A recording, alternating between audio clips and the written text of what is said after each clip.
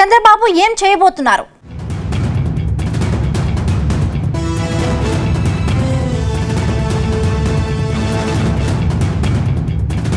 రాజకీయాల్లో శాశ్వత శత్రువులు ఉండరు, అలా అని శాశ్వత మిత్రులు ఉండరనే నానుడి ఉంది. ఇప్పుడు ఈ సామెత భారతీయ జనతా పార్టీకి అక్షరాల వర్తిస్తుంది. లోక్సభ ఎన్నికల్లో స్పీకర్ పదవి ఎంపిక విషయంలో కేంద్రంలోని బీజేపీ సర్కార్ ఏపీలో వైసీపీ మద్దతు కోరడం రాజకీయంగా పెను దుమారం రేపుతోంది. మొన్న ఏపీ అసెంబ్లీకి జరిగిన ఎన్నికల్లో కూటమి పార్టీలైన టీడీపీ, జనసేన, బీజేపీలు కలిసి వైసీపీని చిత్తుగా ఓడగొట్టాయి. ఏపీలో ఆ వేడి ఇంకా చల్లారనే లేదు.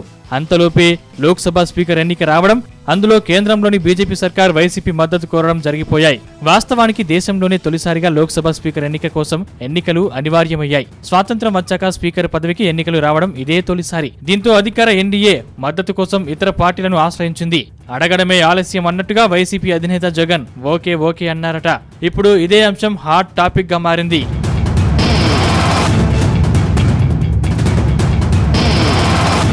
ఇటీవల ఏపీ అసెంబ్లీకి జరిగిన ఎన్నికల్లో కూటమి పార్టీలు అధికారంలోకి వచ్చాయి. వైసీపీ పార్టీ ప్రతిపక్షంలోకి వెళ్లింది. ఈ సమయంలో బీజేపీ జగన్ మద్దతు కోరడం వెనుక ఉన్న అసలు వ్యూహమేంటని అందరూ చర్చించుకుంటున్నారట. వైసీపీ మద్దతును బీజేపీ కేవలం లోక్సభ స్పీకర్ ఎన్నికల వరకే పరిమితం చేస్తుందా, లేదా భవిష్యత్తులో కంటిన్యూ చేస్తుందా అని ఢిల్లీలో టాక్ నడుస్తోందట. అయితే బీజేపీ నుంచి వస్తున్న సమాచారం ప్రకారం జగన్మోహన్ రెడ్డితో ప్రధాని మోదీకి మొదటి నుంచి మంచి సంబంధాలు ఉన్నాయని చెబుతున్నారు. ఇప్పటి వరకు బీజేపీ తీసుకున్న ఏ నిర్ణయాన్ని కూడా వైసీపీ వ్యతిరేకించలేదని ఉదాహరణగా చూపుతున్నారు. ఏపీలో ఎలాగూ టీడీపీతో మైత్రి కొనసాగుతుంది. ఇదే సందర్భంలో జగన్తో ఎలాంటి రాజకీయ వైరి లేదని బీజేపీ నేతలు చెబుతుండడం రాజకీయంగా ఆసక్తి రేపుతోంది.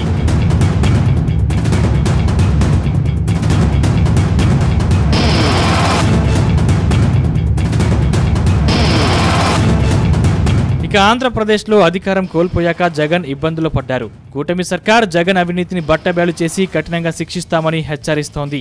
దీనికి భయపడే జగన్మోహన్ రెడ్డి కేంద్రంలోని బీజేపీ దగ్గరికి రావాలని చూస్తున్నారని టీడీపీ ఆరోపిస్తోంది.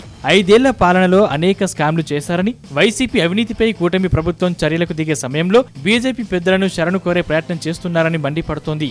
జగన్ పై గతంలో నమోదైన సీబీఐ కేసులపై ఇప్పటికే కోర్టులో విచారణ జరుగుతోందని, ఆ కేసుల్లో ఏ క్షణమైనా జైలుకి వెళ్లే అవకాశం లేకపోలేదని టీడీపీ నేతలు అంటున్నారు. దీంతో తన వ్యక్తిగత అవసరాల కోసం పార్టీకి సంబంధించిన ఎంపీలను బీజేపీకి మద్దతు తెలపాలని ఆదేశించినట్లు చెప్పుకుంటున్నారు. లోక్సభలో వైసీపీకి 4 ఎంపీలు ఉన్నారు.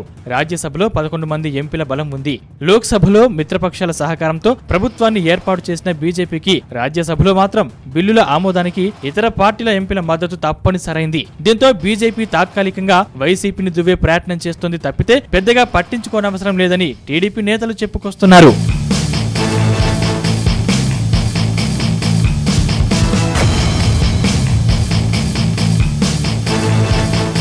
ఇదిలా ఉంటే వైసీపీ నేతల వాదన మరోలా ఉంది. కేంద్రంలో బోటాబోటి మెజార్టీతో ప్రభుత్వం కొనసాగుతోంది. జగన్కు ఏనాడు బీజేపీతో రాజకీయంగా విభేదాలు లేవని చెబుతున్నారు. గతంలో కూడా రాష్ట్రానికి రావాల్సిన నిధుల విషయంలో విభేదించాం తప్ప రాజకీయంగా ప్రధాని మోదీతో సహా బీజేపీ పెద్దలతో మాకు ఎలాంటి వైరం లేదని అంటున్నారట. అయినా ఒక రాజకీయ పార్టీగా తమ వైఖరిని వెల్లడిస్తే టీడీపీ ఎందుకు ఇంత రాజకీయం చేస్తుందని ఎదురు ప్రశ్నిస్తున్నారట. గతంలో కూడా చాలా బిల్లుల విషయంలో తాము బీజేపీకి మద్దతు ఇచ్చామని అంటున్నారట. ఇదే పరంపరను ఇప్పటికీ కొనసాగిస్తున్నారు తప్పితే ఇందులో కొత్తేమీ లేదని వైసీపీ వర్గాలు చెబుతున్నాయి. ఈ విషయంలో తమకు లేని బాధ టీడీపీకి ఎందుకని వైసీపీ ఆరోపిస్తోంది.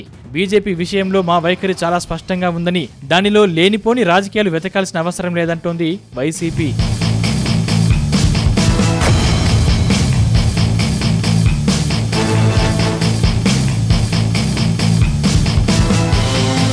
మొత్తంగా ఏపీలోని టీడీపీ, వైసీపీని కేంద్రంలోని బీజేపీ తన రాజకీయ అవసరాల కోసం వాడుకుంటోందని రాజకీయ విశ్లేషకులు అంటున్నారు.